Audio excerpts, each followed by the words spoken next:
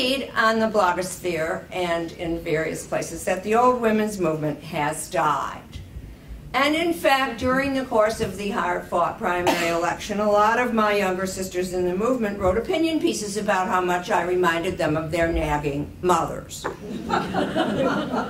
And just last week, Courtney Martin, who is a very interesting writer in the American Prospect, wrote in the American Prospect that we old nags had to stop hawking the young'uns to come to marches and leave them to their blogging, in a piece about the death of feminism, celebrating the death of old-style feminism. And do you know something terrible?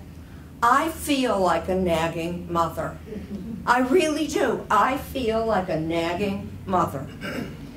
In December of 2008, the United States government was considering giving away $1 trillion, which is almost exactly half of what we needed to be giving away, but still a not insubstantial sum of money.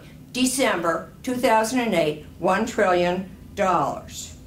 Randy and some women historians like Felicia Kornblue and Sonia Michel were thinking about the $1 trillion, and I was thinking about the $1 trillion. Here is a representative sample of what was running on the most popular, most well-known, and well-respected feminist blog that week. Okay? I just took the archives off the web and wrote it down. While we were worrying about the trillion, while we old hags were worrying about the $1 trillion, our hot young sisters were reading the following things. What? Not insubstantial things, okay? I mean, I don't want to say they're all insubstantial. I'm just going to tell you what they are, and you can make up your own minds. 1, it was World AIDS Day. Certainly not an insubstantial thing. 2, an analysis of New York Times reporter and billionaire wife Alex Kuczynski's story of her surrogate mothering. 3, a story about how Amanda Power of Dresden Dolls fame was getting kicked off her record label because she was too fat. 4, President Obama named 3 women to his cabinet. 5, a picture of someone's puppy. 6, a notice, I know, I really think there ought to be like some kind of stop me before I blog again thing when you look at your puppy. 5, a notice of a movie about hookup culture. This is the most popular, most widely viewed blog in the entire feminist blogosphere. This blog gets something like 300,000 or 400,000 original page views a month. A report on the band Little Dragon. A plea to young voters to get involved. An article about picture taking up women's skirts and down their blouses on public streets. One of the nice things about being an old like I am is that almost no one comes up to me on public streets, either above or below. So I don't know how much of a problem this actually is. An article about lesbian, gay, bi, and transgendered rights as civil rights rather than as culture war. An article about a group of women in Iraq planning to surrender to the United States. An article about pictures of women of color being tortured for sexual thrills. An article about a New Zealand columnist saying that the cause of violence against women is abortion. I mean, this is not great. On the other hand, how many people are reading New Zealand columnists?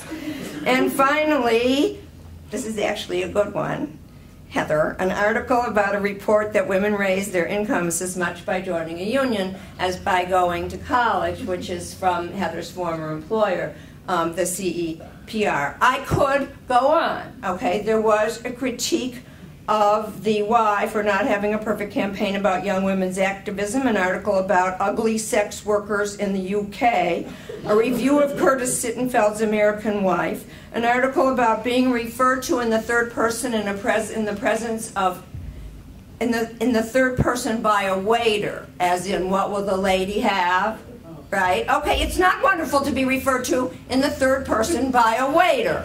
On the other hand, have I mentioned the $1 trillion that the United States government was considering? Okay, I read this. I knew this. I sort of knew this, right? Because I sort of follow it because I'm a glutton for punishment and I want to see, you know, how my wrinkly old self is being treated. This is what is proposed as the remains of the feminist movement after its cremation. So I sent an all-points bulletin out to my weavers, my women economists group that came, and historians group that came into being in the wake, revived itself in the wake of this stimulus bill. And I said, who is covering women in the economy? Okay, I want to read something that does not include a picture of the writer's dog. And I got answers. I got answers from my people in Weave, and I want to share some of them with you because I think we have a real problem here. Okay, these women who answered me are so brilliant and knowledgeable, and they put together a piece about how what the administration was proposing at first to do recreated the mistakes of the New Deal in the most persuasive possible way. And I tried everything I knew to get that piece into the mainstream media, and I got absolutely no place. I mean, right, and I just absolutely hate when that happens, even when it's someone else's writing. Feminist economist Nancy Fulbright, if I'm not mispronouncing her name, am I not? That's okay. Is blogging once a week in the New York Times. So once a week, you can look in the blogging part of the New York Times, not, God forbid, in the actual material newspaper that appears in your doorstep. But if you go online and you go to their blogs, you'll see once a week that Nancy Fulbright is blogging about economic matters. And some of the blogs that she's posted so far in her weekly appearance deal with gender issues. Feminist economist Susan Feiner has a blog on her website, Economics, she wrote, although she does not post to it very often, and certainly not nearly often enough to suit me. One academic wrote to remind me that it might be worth mentioning to this group, and it actually happened before I stood up, that many non-economists get their information about the economy from Paul Krugman. And that Paul Krugman, the writer says, quote, I don't ever recall him bringing up women in a single column. It's quite stunning, in fact. Okay, this is like, he is so liberal, he's to the left of Barack Obama, right? And he still isn't writing about women in his economics column, which is the Bible for left holding to account of the economic stimulus. Okay, then I got another email which said, I just went to a panel about Keynes. Does everybody know who Keynes is? Keynes is sort of like the intellectual father of all this stuff. I just went to a panel about Keynes at a local economics department. 4 white men panelists, and no one seemed to care or notice. I'm not sure if this is anything that you're interested in hearing. It's more about why we so badly need a feminist economic voice in the public. I've been a guest on Talking Points Memo, she continued, but they were unwilling to do even one woman-focused book for Women's History Month. Really? She concluded.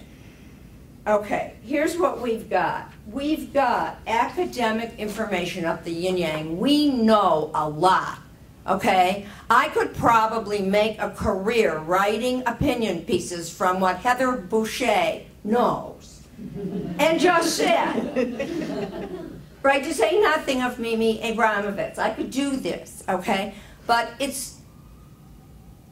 we have so much academic knowledge, and we have such a tech-savvy, blogosphere-oriented, communicative next generation of feminists coming up.